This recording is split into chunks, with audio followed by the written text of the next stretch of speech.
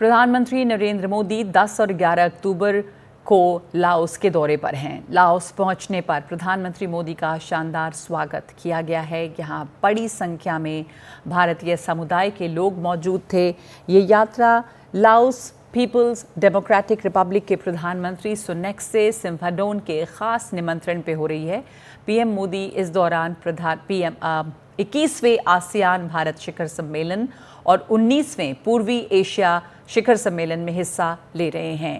यानी 21वां आसियान सम्मेलन है और 19वां ईस्ट एशिया सम्मेलन है। प्रधानमंत्री ने अपने अध्यक्षीय भाषण में कहा है कि भारत की पॉलिसी की वजह से भारत और आसियान देशों के बीच समझौतों को नई ऊर्जा, दिशा और गति मिली है।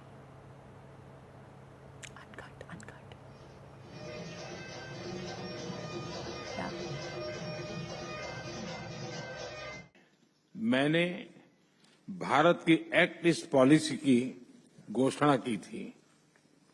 पिछले एक दशक में इस नीति ने भारत और आसियान देशों के ऐतिहासिक संबंधों को नई ऊर्जा, दिशा और गति दी है। आसियान सेंट्रलिटी को प्रमुखता देते हुए 2019 में हमने Indo Pacific ocean initiative launch किया था। ये ASEAN outlook on Indo Pacific को कॉम्प्लीमेंट करता है। पिछले वर्ष क्षेत्रीय सुरक्षा और स्थिरता के लिए मैरीटाइम एक्सरसाइज की शुरुआत की गई है। पिछले 10 वर्षों में आसियान क्षेत्र के साथ हमारा व्यापार लगभग 2 गुना होकर $130 बिलियन से अधिक हो गया है। तो आइए अब आपको बताते हैं कि ये दौरा प्रधानमंत्री का अहम क्यों है और आसियान की क्या अहमियत है भारत के लिए। ये 21वां आसियान सम्मेलन हो रहा है जिसमें प्रधानमंत्री मोदी शामिल होने के लिए गए हैं। इस ग्राफिक के जरिए देखते हैं कि ये इसकी अहमियत क्या है। ये 19वें ईस्ट एशिया समिट में भी प्रधानमंत्री हिस्सा लेंगे। इसके साथ साथ जो आसियान में प्रधानमंत्री की शिरकत या भारत की शिरकत है वो भारत की एक्ट ईस्ट पॉलिसी के लिए बहुत महत्वपूर्ण है। पीएम ने कहा है कि एक्ट ईस्ट पॉलिसी का भी एक दशक पूरा हो रहा है और ऐसे मौके पर ये विजिट जो है आसियान का सम्मेलन जो है वो बहुत महत्वपूर्ण है।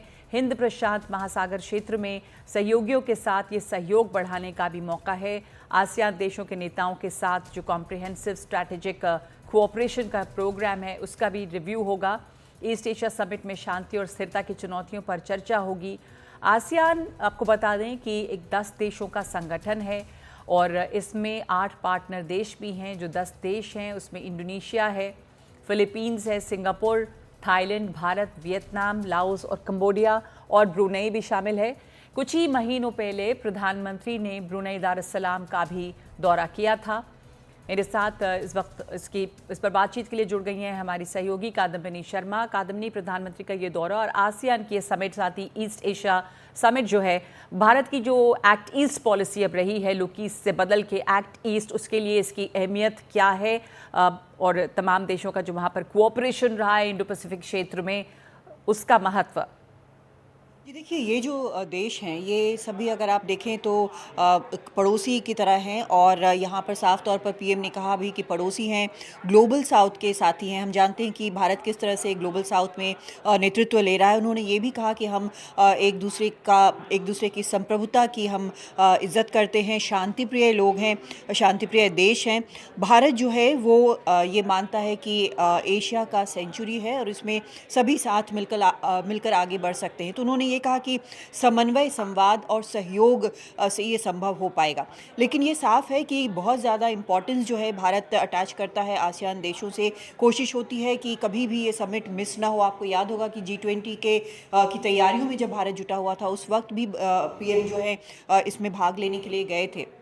तो ये काफ़ी अहम है और ये सबसे बड़ा ट्रेड पार्टनर है। ये सभी जो देश हैं ये ट्रेड पार्टनर बड़े हैं, उनसे अच्छा खासा व्यापार होता है। जो बाहर भारत के लोग रहते हैं, इंडियन डायस्पोरा जो है उसका कम से कम 20% इन्हीं देशों में रहता है। तो ये बेहद अहम है, न सिर्फ इसके लिए कि ट्रेड है या फिर पीपल टू पीपल कॉन्टैक्ट है, बल्कि रणनीतिक लिहाज से भी काफ़ी अहम है और कई तरह के प्रोग्राम जो हैं, कई तरह की फंडिंग जो है इस पर चलती है। तो फिलहाल अभी जो पीएम गए हैं उसमें आसियान देश और भारत के बीच जो संबंध है उसका रिव्यू होगा। उसके बाद आगे फ्यूचर में क्या करना है उस पर भी बात होगी।